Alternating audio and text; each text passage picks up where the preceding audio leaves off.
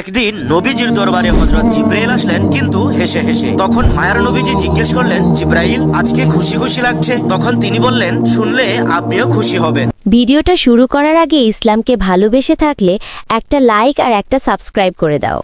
আল্লাহ তাআলা বলেছেন, আপনার ৭০,০০০ উম্মত একদম বিনা হিসেবে জান্নাতে যাবে। কিন্তু উল্টো নবীজির চেহারা মলিন হয়ে গেল। হযরত উমরকে বললেন, উমর, মাত্র ৭০,০০০ উম্মত। তখন হযরত উমর বললেন, ইয়া রাসূলুল্লাহ, আমরা সাহাবী তো আছি ১৬ লক্ষ।